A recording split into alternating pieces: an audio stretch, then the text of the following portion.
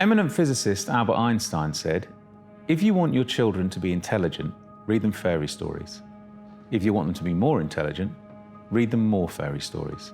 A scientist advocating reading fiction as the best way to expand the mind, Einstein's words were in response to a parent of a child who asked him what his child should be reading to become a great scientist.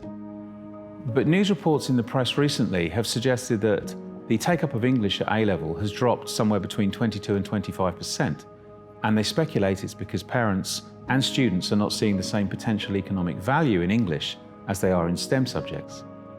I'm delighted to say that this national decline has not been reflected at North Leamington, and students who've studied English at A-level here have unquestionably made an excellent choice, and they've clearly shown an appreciation and understanding of all that English has to offer a student in the modern economy. We offer a choice of 2 English A-levels at North Leamington, A-level English Literature and A-level English Language and Literature combined. The ALPS system is a system that measures the value that schools add to pupils in terms of their A-level performance based on what they'd achieved previously. And in the last number of years, English Language and Literature combined has been measured as outstanding, and English Literature in the same time has been measured at either good or outstanding. As well as being a fabulously rewarding subject to study in its own right, the study of English at A-level supports students in other subjects. The written skills that students develop will support subjects such as history, sociology, essay-based subjects, media studies, and the creative element of English actually supports the study of science and maths. Don't take my word for it. Einstein himself said, creative imagination is the essential element of the intellectual equipment of the true scientist. In English literature, students study prose, poetry, and drama. One unit studies texts of love through the ages, while another unit of work focuses on modern times.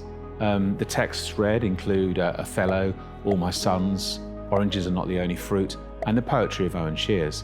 The analysis is exploratory and provides a huge scope for individual personal interpretation. Historically also, there have also been lots of opportunities to visit theatres, to see texts in production, and hopefully we'll be able to resume this, COVID permitting, one day.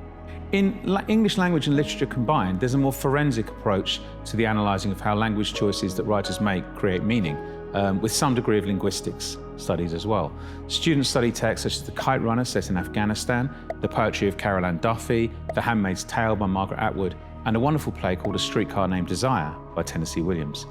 There's also a collection of non-fiction texts that we study that are all focused on the city of Paris, which includes both print and television adverts, it includes journalistic pieces, travel guides. There's also some spoken language texts that we study as well. There is also a significant creative writing element to the course, which allows students to express their imagination and hone their own narrative writing skills. Whichever of the English A-level students choose to study at North Leamington, they will complete a non-exam assessment, an NEA, which is essentially a piece of coursework.